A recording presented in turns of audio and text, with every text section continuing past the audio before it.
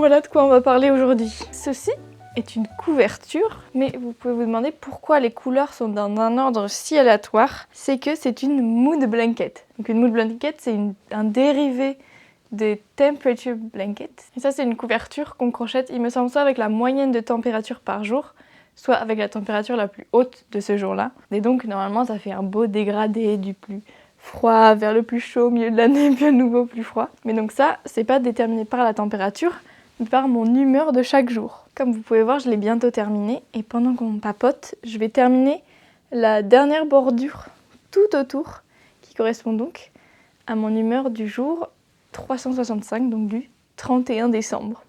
Et c'est cette couleur que je vais utiliser. Alors, avant de vous parler un peu plus des couleurs, je voulais juste vous dire le patron de cette couverture. Donc c'est une couverture qui se crochette avec plein de carrés, sauf que le placement est en diagonale, donc il y a beaucoup de triangles aussi à crocheter. Et ça, c'est un patron que j'ai trouvé sur Pinterest, et c'est TL Yarn Crafts qui le fait, je mettrai le lien. Et elle est très bien, et puis c'est une grosse chaîne de crochet, donc elle a plein d'autres trucs aussi de patrons et tout. Au cas où vous découvririez ma chaîne avec cette vidéo, moi je m'appelle Maëna, je suis illustratrice freelance à la base, mais j'adore le crochet et le tricot, et du coup je me disais que ça me plairait bien de aussi un peu plus partager ce genre de création. Et aujourd'hui on va donc parler de ma mood blanket. Pendant que je vous parle, je vais donc travailler sur la dernière bordure de ma couverture et vous parler déjà des couleurs, comment j'ai choisi les couleurs. Donc comme je disais, les couleurs elles sont déterminées par mon humeur de chaque jour. Et donc j'ai dû décider combien de paliers je voulais pour chaque humeur. Donc je crois que j'en ai 7 au final. Et ils viennent comme suit: triste ou mal, malade, fatigué, plutôt down, la couleur pour stresser. Ensuite, il y a neutre, bof, où ça passe. Ensuite, j'ai bien, normal, c'est un peu le neutre. Et ensuite, dans le côté positif, j'ai bien plus, c'est-à-dire que je me sens bien, mais avec un petit extra. Puis, inspirée, créative. Et enfin, très bien, / heureuse. Ça, c'est le saint graal des émotions pour moi. C'est quand je me sens le mieux. Et donc pour chaque humeur, j'ai dû décider une couleur en particulier. Et ça dépendait complètement de moi, de comment je me représente un peu les émotions dans ma tête et quelle couleur y correspondait, puis essayer d'avoir une palette assez assortie. J'essaie de me concentrer pendant que je fais ça, mais j'ai l'impression que je me suis déjà perdue un peu. Genre là, il y a un truc bizarre. Le processus de faire cette mood blanket, ça fait du coup que chaque jour, je dois noter, enfin chaque soir, je dois noter l'humeur de ma journée. Et donc, il faut savoir mettre une humeur sur une journée entière. Et ça, franchement, c'est un sacré exercice, je trouve, parce que dans une journée, on passe par plein d'états différents. Et donc, il faut savoir dire un peu sur une moyenne quelle était l'humeur du jour. C'est pour ça que la plupart du temps, c'était des humeurs assez neutres, comme bien, ok, normal ou bien plus. Parce que du coup, sur une journée, c'était difficile des fois de me dire que j'ai été inspirée vraiment sur la moyenne de la journée. J'étais surtout inspirée ou motivée, ou si j'étais plutôt down la plupart de la journée. C'était pas toujours assez évident à déterminer, c'est pour ça qu'il y a beaucoup de neutres au final. Et comme le bleu, je vous ai pas dit je crois encore, mais donc bleu, c'était le 31 décembre et ça c'était bien plus. Et dans cette couverture, vous verrez qu'il y a énormément de carrés bleus. Mais au-delà du défi que c'est de vraiment chaque jour devoir savoir comment on s'est senti en moyenne sur la journée, j'ai trouvé ça hyper intéressant dès le début de chaque soir me poser la question, c'est très rapide hein, mais juste quelle couleur j'associerais à cette journée. C'est écrit par mots, mais je le pensais aussi un peu par couleur et ça enlève peut-être un peu le truc de l'aspect négatif aussi, je me dis de penser par couleur. Genre aujourd'hui c'était bleu, aujourd'hui c'était blanc. Je pense que ça peut peut-être aider si on a des mauvaises associations avec certaines émotions, si on se dit que genre je me sens pas bien d'être pas bien, donc ça empire la chose. De penser en couleur, ça peut peut-être aider. Moi j'avais écrit en termes de mots, hein, comme je vous disais, j'avais bien plus, heureuse très bien, stressée, tout ça. Mais voilà, tous les soirs, je notais ça. Et donc, c'était super intéressant de voir, même maintenant, d'avoir un peu la rétrospective de comment je me suis sentie chaque jour. Genre, je peux savoir précisément chaque jour, enfin précisément, sur la moyenne, comment je me sentais, et voir s'il y a un peu des schémas qui se répètent ou des choses comme ça. Et donc, comme je trouve ça si intéressant, je continue cette année à noter à chaque fois, tous les soirs, mon humeur du jour. J'ai eu un peu du mal en fixant les catégories d'émotions, de savoir quel palier j'allais devoir mettre pour pouvoir un peu couvrir tout l'éventail d'émotions que je pouvais ressentir sur une année, sans trop en avoir non plus, parce que je peux pas avoir 5000 couleurs différentes, mais voilà, sans en oublier. Et donc au final, j'en avais 7, mais il y en a 7. Je vais regarder, je suis pas sûre d'en avoir 7, peut-être un peu plus, peut-être 8. 1, 2, 3, 4, 5, 6, 7, 8. J'en avais 8 en fait. Donc j'avais quand même 8 émotions différentes au final.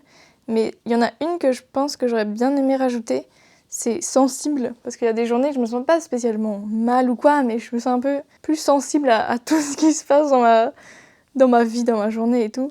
Et ça veut pas dire que je me sens plus mal, mais ouais, c'est une journée spéciale. Du coup, je pense que je suis allée vers des trucs plutôt neutres les jours où j'étais sensible, alors qu'il y a plusieurs fois, je me disais, ah, ça aurait été bien d'avoir rajouté sensible, mais c'était trop tard. Mais bon, c'est pas grave. La particularité du coup de ce projet et son truc qui le rend super spécial et si intéressant, je trouve, c'est que c'est un projet sur l'année entière. Donc, on ne peut pas avoir fini ce projet avant que l'année entière soit terminée. Et donc, ça fait aussi se poser la question sur l'organisation de comment est-ce qu'on fait pour crocheter 365 carrés en un an. Quand je parle de ma mood blanket, je sais qu'il y a beaucoup de personnes qui imaginent que c'est crocheter un carré par jour et vraiment le faire comme ça au jour le jour. Moi, ça n'a jamais été le but. C'est que j'ai un tracker, je vous montrerai après. Et tous les soirs, donc, je mets mon humeur dessus et ça reste sur un fichier. Et donc, quand je veux, quand j'ai un moment pour y passer un peu de temps, et ben, je fais des carrés. Et donc, ça dépendait. J'ai jamais fait vraiment tous les jours parce que c'est juste un carré et que moi, j'aime bien me poser un peu plus longtemps pour crocheter. Mais ça allait de 2, 3 carrés à, je sais pas, je pense que j'en ai déjà fait 15 ou plus en une journée. Du coup, forcément, je suis très efficace maintenant au Granny Square de base. C'est vraiment des carrés très simples, pour ceux qui n'ont peut-être pas trop de notion de crochet. Un Granny Square, c'est un carré comme ça. Et il y en a de plein de formes différentes, de variations et tout. Il y en a, on peut faire tout ce qu'on veut, des fleurs, des cœurs, des chats, je ne sais quoi. Et donc, ces carrés sont ensuite assemblés pour faire plein de choses différentes. Il y a des gens qui font des vêtements et tout, mais je pense qu'à la base, ça vient peut-être plutôt de faire des couvertures, peut-être pour utiliser ces chutes de laine. Et donc je suis assez efficace maintenant pour faire des granny squares et des triangles parce que donc il y a plein de triangles aussi sur cette couverture. Je saurais pas dire combien de temps ça me prend de faire un carré. Je dirais au moins 5 minutes. Non, je sais pas, ça se trouve plus. Mais j'ai vraiment pas pensé à me chronométrer en fait, c'est bête. Bon, maintenant je vais vous montrer un peu mon tracker. Je finis ce point sur mon téléphone. En raccourci, j'ai enregistré un formulaire Google Form. Et donc à chaque fois, j'indique la date. Puis ensuite, j'ai un petit menu déroulant et je sélectionne l'humeur dont je me sens en ce moment. Je peux mettre une note, genre c'était vraiment une super journée, on a mangé des super gâteaux. Puis ensuite, j'envoie. Et quand j'envoie ça, ça arrive sur une grande Google Sheet. Et de là, j'ai donc sur une colonne toutes les couleurs déjà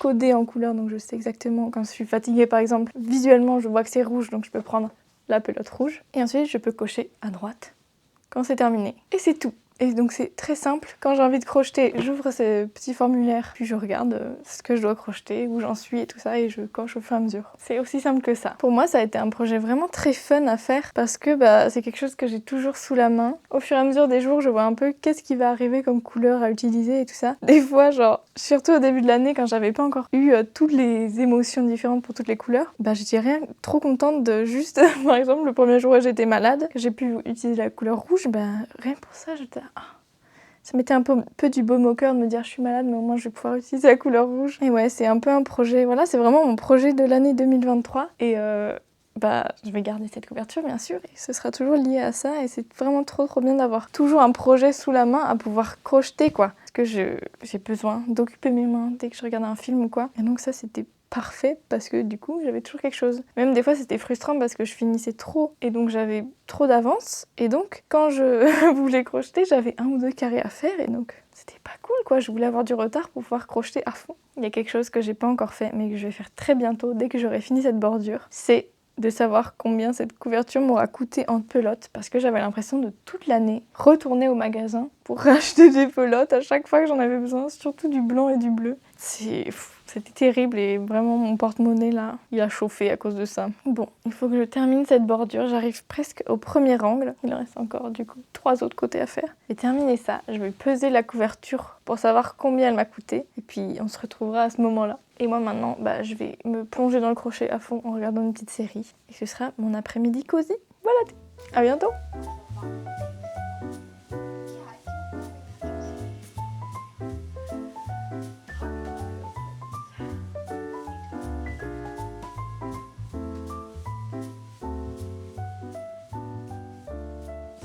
On est une semaine plus tard et ça y est, j'ai terminé de crocheter toute la bordure tout le long de la couverture, plus, ce qui était le vrai truc qui a pris le plus de temps, plus rentrer tous les fils. Donc au moins un film par carré x 365 qui, qui vaut à peu près tout ça de fil coupé.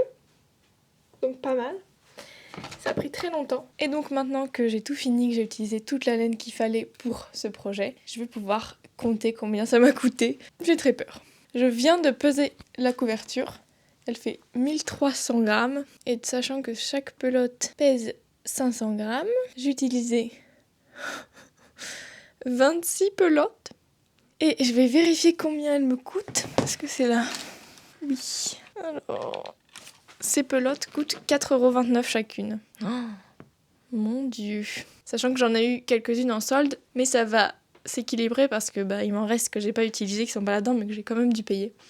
Donc, 26 fois 4,29. Cette couverture m'aura coûté environ 111,54 €. Yay! Non, en vrai, c'est la somme à laquelle je m'attendais. Donc je suis pas trop surprise. En voyant 26, là je me suis dit mais ça va être exorbitant. C'est très cher. D'ailleurs je suis en train de douter si j'ai bien fait le calcul. On va refaire ça pour être bien sûr. Mais donc 1300 grammes divisé par 50, qui est le nombre... Ouais, ça fait 26 pelotes. Fois 4,29 €, 111,54 €. Le truc on va dire qui est positif là-dedans, c'est que déjà j'ai un grand plaid en plus dans mon stock de choses. Et puis j'ai plein de pelotes pour pouvoir déjà faire des projets. D'ailleurs, je peux vous montrer ça tout de suite. J'ai déjà tricoté ce bonnet avec des restes de laine. Donc j'ai terminé toute la laine rouge, toute la laine rouge foncée et toute la laine beige comme ça. C'est donc un bonnet qui est réversible. Donc il y a ce côté rouge et il y a le côté complètement beige. Ensuite, quand on plie le côté, je peux pas le mettre là parce que j'ai une pince à cheveux, mais genre... dans l'esprit. Mais donc c'est un bonnet réversible. Après il est pas aussi grand que j'aurais voulu parce que justement c'est des chutes de laine et donc j'ai pas pu utiliser au maximum. J'aurais bien aimé que la bordure soit plus large ici, ça serait plus confortable. Mais voilà, c'est un bonnet bien chaud et du coup comme il est doublé, il est bien épais et très confortable. Voilà, c'est un grand tube comme ça. Ting. En sachant que cette couverture a donc coûté pas mal cher, c'est le projet le plus cher que j'ai fait de ma vie en tricot ou en crochet. Je me pose la question de est-ce que si je savais ça, est-ce que je le referais? Et franchement, je crois que la réponse est oui. J'ai vraiment pas de regret d'avoir dépensé cet argent pour cette couverture parce que c'est un projet que j'ai pu continuer toute l'année 2023. Je pense que voilà, c'est ma couverture de l'année 2023. Et puis comme j'en parlais, c'était vraiment précieux d'avoir ce projet-là pour me motiver à traquer mon humeur, mes émotions et tout ça tous les jours. Et donc, rien que pour ça, ça a été précieux. Après, par contre, je pense que je vais pas refaire ça, en tout cas pas d'ici un moment, peut-être un jour si j'ai plein de pelotes en rab, je referai ça. Mais je réfléchis déjà à des projets peut-être de plus petite ampleur dans le même thème où chaque jour a une couleur et ça crée un objet, je ne sais pas quoi. Et en tout cas pas dans le futur proche ou même moyennement proche. Il y a plein de façons de crocheter une mood blanket.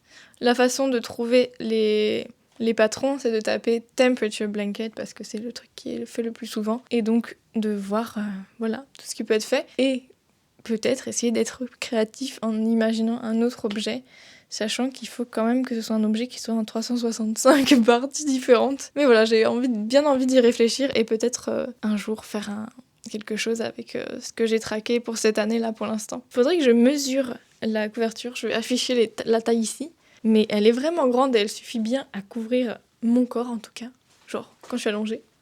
Et elle est vraiment enveloppante et je suis très contente. Ça me fait trop plaisir de faire une vidéo sur la laine, sur le crochet, le tricot. Et j'aimerais beaucoup en faire plus. Soit vous montrer les projets que j'ai faits, les trucs qui sont en cours, peut-être faire des vlogs un peu autour de la thématique de ça et de montrer mon progrès sur les projets qui sont en cours. Voilà, ça va pas devenir la majorité de mon contenu sur cette chaîne, mais je sais pas, moi j'adore en ce moment regarder des vidéos de tricot, de crochet et tout ça, et donc ouais, j'ai bien envie de aussi partager cette partie de ma création parce que c'est quelque chose qui me nourrit énormément. Je suis vraiment trop contente d'avoir trouvé, surtout le tricot, d'avoir trouvé cette passion-là en plus, qui soit pas quelque chose qui fait partie de mon travail quoi. Et donc c'est trop cool. J'espère que cette vidéo vous a plu sur ce partage de ma mood blanket et que peut-être ça vous donnera envie de vous lancer aussi. Là, comme on est en février et que vous avez probablement pas traqué votre mood, ça serait possible de faire une couverture du coup par rapport à la température, parce que ça c'est une info que vous pouvez retrouver. La température de votre ville. Il y a des gens qui font aussi la